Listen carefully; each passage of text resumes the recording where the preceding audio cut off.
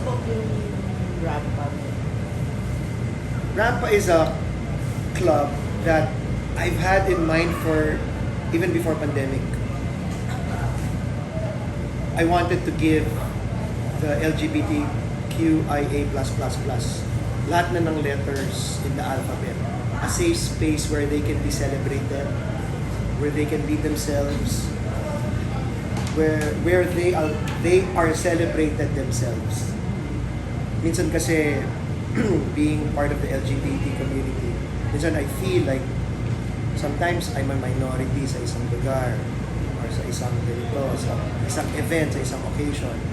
So gusto ko bigyan, in Tagalog, gusto ko bigyan ng lugar kung saan ang isang parang feeling lang nila, I'm a nobody, hindi naman ako napapansin sa community. So sila bigyan ng isang lugar kung saan sila ang bida doon. Kaya ako kinoin ang word na rampa kasi it's like slaying, it's like sashaying, slaying, working it. Pag nandun ka, rumampa ka, ikaw ang star. 2019, 2020, nasa utak ko na yan, gusto ko magkaroon ng kung saan ko, pati yung mga drag performers, mabibigyan ng lugar kung saan masu-showcase yung galing nila. We have sa malayong lugar pero sa Quezon City wala pa. So noong 2021, along with my partner sa G-Side, we've been coming up with ideas na and concept. Hanggang 2022, pinipilit ko talaga na magkaroon ng safe space dito. Initially, medyo nahirapan ako i-propose sa mga partners yung concept. But I had to lobby. I had to really lobby. Being, I think, one of the two LGBT partners sa 10 incorporators, medyo mahirap i-push yung mga gusto kong agenda for the LGBT community. Pero I really pushed hard. And in 2023, I told myself, hindi ko natitigilan to. Kailangan by end of 2023 or early 2024, which early 2024 talaga nangyari, magagawa ko na yung safe space ko for the LGBT. So nung January 17, 2024, na-launch na yung Rampa. And ayun, as you've been there, you've seen how safe you feel and how welcome you feel pag nandun ka. Wala kami pakialam kung ganito ka, kung ganyan ka, kung ganyan ka, or ayoko magsabi ng terms kasi madami ma-offend. Pero whatever it is that you perceive to be, sa Rampa, wala yun. Lahat tayo star dyan, lahat tayo pwede magpabida, lahat tayo pwede mag-sachet, lahat tayo pwede lumampa. And lahat tayo celebrated. Ang main focus ko, ang main objective ko for Rampa is paglabas ng tao, ang sabihin ng tao, kahit sino ka man, whether straight, LGBT, ally, or whatever. Ang saya naman sa Rampa, parang family reunion lang, nakilala lahat, walang nagpapataasan ng walang nagpapatutsudahan, walang nagtatakayan. Lahat welcome, lahat inviting, lahat in-embrace ako. And right now kasi parang talagang pinag-uusapan nila, parang everybody gusto pumunta sa Rampa. Bakit sa tingin nyo, in a short period of time, nag-click ka agad yung Rampa? Well, I think with the right minds, with the Divine Divas, with the genius of the Divine Divas, and of course, si ICE, because we had to cover the LGBTQIA. So, may mga partners tayo like si Tito Boy, Abunda, sila Cecil Bravo, sila Louie Jean, and my straight partners in G-Side and in Karma Group. Lahat yan, meron kaming mga perspectives na pagka kinuha mo in a melting pot lahat yan, doon nagiging like yung Beanie, na nag-perform yung Beanie.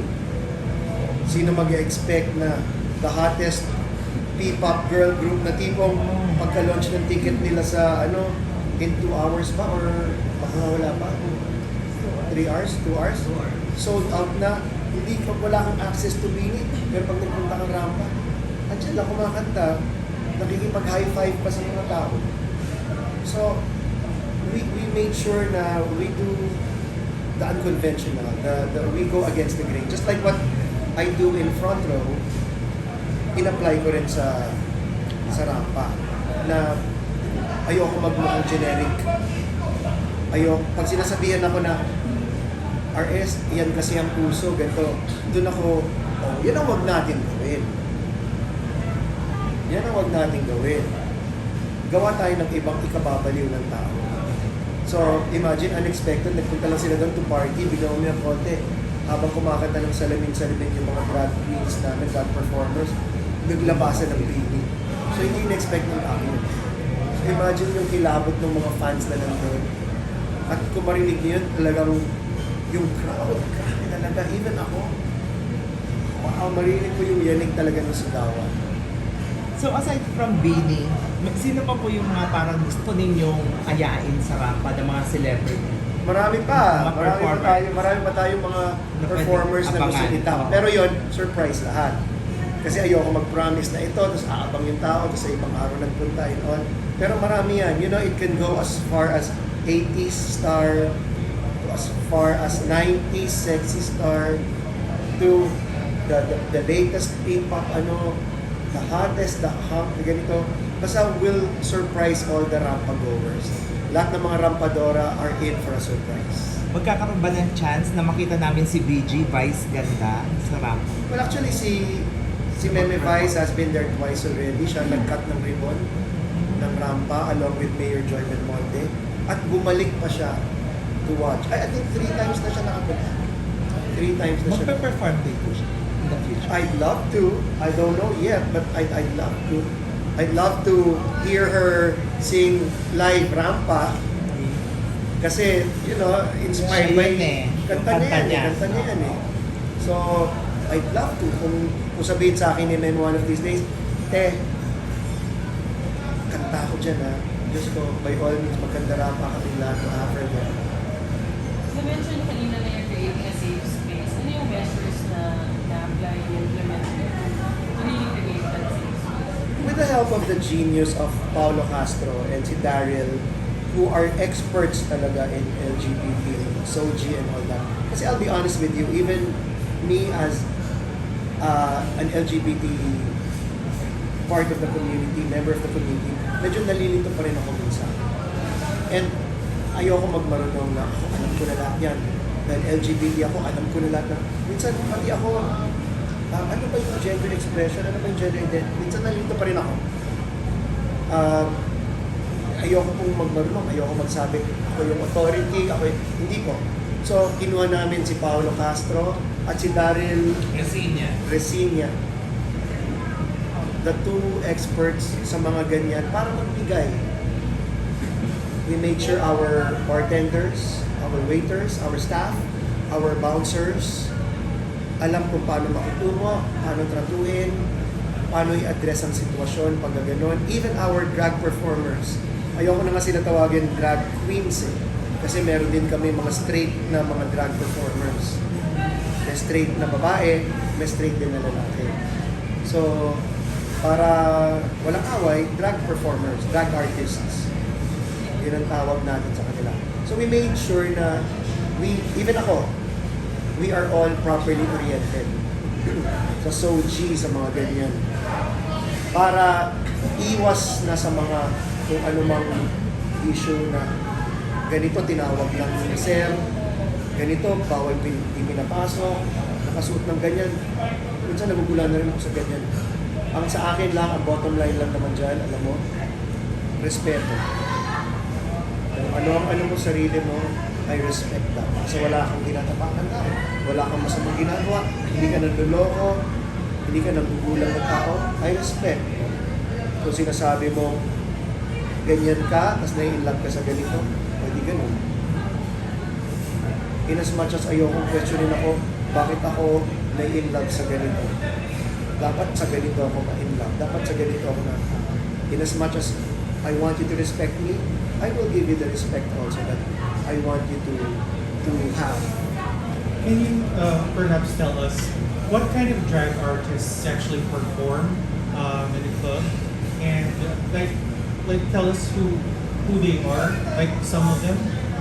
Can you give us like a like a ballpark description Okay. of what they do? We have a tantalizing group of drag queens. Based on comments from people who've gone around sa drag clubs. In fact, meron isang Miss Saigon cast member, Australian na nag-review na nagpunta siya sa Club A, nagpunta siya sa Club B, nagpunta siya sa Club O, nagpunta siya sa Rampa, and he found the drag performers of Rampa slightly better than the rest. And I'm proud to agree with that. We have a tantalizing group. First, we have Bombading. Bombading is from the house of Ding. Para siya ang granddaughter ni Brigitte Ding. He's from UP. He's physically fit. He's handsome. He dances so well. He lip syncs so beautifully. Gay guys, straight women get amused and fall in love with him or her. Kasi I don't think he identified as a woman. Kasi he comes out topless and all. That's Bombading. You should see him, her, whatever it is na gusto niya, you should see him perform. We have another one, si Poca. Poca is hindi niyan bago sa show business yan. Kasama niyan sa Pilipinas Got Talent. Season, I forgot, season 2 or something, hindi ko na alam yan. Pero, he's a semi-finalist sa Pilipinas Got Talent. He provides him the comic relief. So when everybody becomes wild and fierce and slaying the rampa, here comes someone, a drag queen, na magpapatawa to lighten the other. Meron din tayo si Felicia Ding. Felicia Ding naman has won several drag competitions. She's called the lip sync assassin. Sobrang galing niya mag-mouth ng lyrics. Even ako, na kaya ko naman mag-lip sync, pero pag pinapanood ko siya, parang ikaw yung parang ikaw. Which prompted me to ask her before, during our downtime, ilang days mo inaaral ang isang song? Kasi ako, kaya kong mag-mouth to Gloria Gaynor or Diana Ross. Pero ilang dekada ko na yung kinakanta. Kaya ko. Pero ikaw, bagong rinig mo lang sa bagong kanta, let's say ni Beyonce, tapos alam mo na, Sir RS, mga 2 days. 2 days and you have all the nuances down pat. That's why she's called the lip sync assassin. We have another one, si Katana. She's from, I think, Isabela. Yes, Queens of the North. Queens of the North. Kiari and Katana. Kiari and Katana, you should watch out for them. First nila dito sa Rampa, homegrown. Pero you should see them slay and work it. And sometimes, even as owner na nanonood, wow, napapatid na ako sa kanila talaga. Na sobrang ganda ng mga binibigay nila. What am I saying? I'm saying, ang queens natin sa Rampa are really worth watching. Are really worth giving the space. Deserve talaga nila yung space and spotlight na binibigay natin sa kanila. Sino yung regular performer? They're all regulars. So, How often sila mag-perform? nagja-jumble lang din sila. So, we have 6 to 8 queens per night. And all in all, we have 21 Queens? queens. I think 14. 14. We have 14 queens. So, nagja-jumble lang din sila. And we have mga hosts na magaling din. Salmonella, kung napanood nyo sa Showtime, nag-open. Wow, parang seasoned host. Walang hiya. Walang hiya in a positive sense. Walang bakil, walang inhibition, walang kaba, walang lahat. She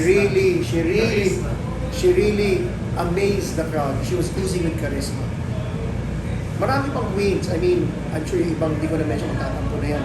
Pero ang dami pa talaga. That's why I'm inviting all of you. Mamaya, after nito, punta tayo mga 11:30. We'll have a round of drinks. Panoodin natin yung mga queens. I don't know who's performing tonight though, pero ako promise whoever it is naman, promise ako magsabi sa inyo. If you guys have been to other clubs, kayo makakasabi in your mind. You don't have to tell me na. Pero ako parati ko naririnig yan from goers who they've been here, they've been there, they've been ganyan. Kahit sa ibang bansa, they say, grabe itong si ganito, mas magaling kasi grabe itong ganyan yun. So, I'd like to think na Rampa is setting the standard. For yourself, ano naman yung balik ng pagiging alay mo sa pagiging supporter mo ng community na kinabibilang? Well, if we're talking about balik, definitely it's not financial. Kasi we try to give the queens what they deserve. Pero alam mo, pinakabalik sa akin dyan, Lars, yung nakita ko yung mga babae, mga LGBT, pati yung mga lalaking audience namin. Because I hope, don't get me wrong, ang Rampa is open for everyone. Hindi siya just for paminta, yun ang gusto kong i-target. Mga paminta lang, mga babae dyan muna. Walang ganun. Or mga straight, hindi kayo, walang misogyny, walang ganun. Dito sa Rampa, come. We will embrace you here. Come. Ang balik sa akin is pag nakikita ko yung mga nagsasabi sa akin, first time ko makaroon ng drag show, ganito pala. Ang saya pala. Hindi pala malaswa, hindi pala ganito, hindi pala... May mga misconceptions eh. Especially sa mga hindi pa nakanood, like ikaw. Hindi pa nakanood. Baka meron preconceived notion ka na, baka ganito. Pero mamaya, if mapanood mo, ganyan pala yung mga drag shows. Even ako, hindi naman ako nagpupunta sa mga ibang clubs before Rampa sa mga drag shows. Parati lang ako sa G-Side. G-Side kasi it's one of my clubs. So, doon ako parati lang tumatambay. So, ang market, ang crowd ko, puro straight ang chika ko. May lang nakakita ng drag show and even ako, impressed. So, the satisfaction for me, yun ang balik. And for me, that's more than enough. Makita ko lang yung mga crowd ko nag-enjoy, yung crowd ko at home, yung crowd ko mabalik, happy na ako. Aside from the drag shows, ano yung pwedeng puntahan mo? Well, meron tayong every Friday na watermelon party. Na-launch siya 2 weeks ago, 2 Fridays ago. And mamaya, no? Mamaya. Watermelon party tayo mamaya. So it's a party, the food is good, super sarap ng sizzling tofu, the pizza is good, the siomai platter is good. Sometimes pupunta ako dyan gutom, I just go in one corner, order ako ng siomai rice, order ako ng sizzling tofu. Tapos kain lang muna ako na bago muna the show. The drinks are good. Every Wednesday we have We're developing new developing concepts spank. for Wednesday. Ay, di ba? Pero we're Wednesday, developing Thursday, Sunday. We're developing new concepts. It's bago pa lang ha. We're developing new concepts for Wednesday, Thursday, and Sunday. So maraming parties na parating. In fact, nagugulat ako kasi ang dami nang nagsushoot. Ang dami nagsushoot sa Rampa ng mga P-pop group. Ginagawa nilang venue to shoot their dance video, music videos, or dance covers, or whatever it is. So, yun. For those na interested po na mag-visit sa Rampa, do they need na mag-guest list or pwede silang walk-in? As of now, free of charge. So, pwedeng walk-in. We are still free of charge now. Meron lang table reservations, especially on a Friday, Saturday. Kasi minsan, pag puno, baka pagdating doon, walang table na. So, para sure lang, they go to Instagram sa Rampa Drag Club. Message lang doon yung admin, pa-reserve ng table for a certain date. Wala nang door charge yun as of now. Tapos they can enjoy the whole show. Parang lang yung bottle requirement, 1 bottle lang. That's it. That's good for everyone. Pero pwede ding tsambahan. Ako, nakalimutan ko magpa-reserve. Pwede. I'll try my luck. Pwede naman. Ang sinasabi ko lang, only if they want a table. Pero kung okay sila sa cocktail tables or sa bar, or just walking around saying hi to friends, yeah, pwede. Alam mo, yun nga, ang dami nga namin walk-ins. Like mamaya, Friday, puno na yung reservation, yung mga tables. Pero, kita nyo mamaya, I'll ask. Last week kasi, parang sa total bulk na nagpunta, 40% walk-in. So, meron pa rin tayong walk-in sa Rapa. So, hindi pa siya ganun hindi pa kami nag-turn away ng tao. Kasi sa dami ng businesses mo as an entrepreneur, ano yung parang guiding principle or a mantra you live by? Always ko sinasabi yan with my business, let's say sa clubs or sa retail, sa business, sa multi-level, or dun sa mining, sa automotive. It's always do it with your whole heart. Do it with so much passion na kahit hindi mo iniisip yung kita, hindi mo iniisip yung sweldo, hindi mo iniisip lahat, gagawin mo pa rin. When I was active in acting, I wasn't doing it for the talent fee. In fact, there are guestings I've done and shootings I've done na up to now, hindi ko pa nakakuha yung talent fee. Kasi parang hindi ko naman, wala naman sa utak ko yun. Ang utak ko, shit, maka-eksena ko si Gretchen. Hindi lahat ng tao maka-eksena si Gretchen. Ibang tao nga, mag-high lang si Gretchen, masaya na. Eh, ito ka-eksena ko pa. Ito, maka-eksena ko si Catherine. Ibang tao nga, makamayan lang ni Catherine. Pwede nang mag-retire. Eh, ito ka-eksena ko, sabunutan ko pa siya sa isa eksena. Magaganto ko pa. So, yun ang, for me, yun yung motivation ko eh. Maka-eksena ko si Enrique Hill. Maka-eksena ko si Piolo, si ganito. So, that in itself, I was doing it dahil gusto kong hard ko yun. Hindi ko iniisip yung, kaya ako ito ginawa kasi today meron akong X amount of money, meron akong 40K, meron akong 50K, meron akong 10K. Hindi naman. Pagka secondary na lang yun, or third or fourth, at dahil gusto lang talaga ng puso mo, mas malaki yung chance mo mag-succeed. Like itong Rapa, hindi ko may iniisip, magkano pakikitain ko dito tonight? Ang pinaka-iniisip ko lang, I need to hit this target para mabayaran ko lahat ng queens, mabayaran ko yung buong ride. Pero hindi ko na iniisip yung excess. Just to be afloat, okay na ako doon. Para mabayaran ko to, masaya ka, mabigyan ko pa rin ikaw ng magandang compensation, maganda pa rin yung upkeep ng lugar, and all. Yun yung sa akin.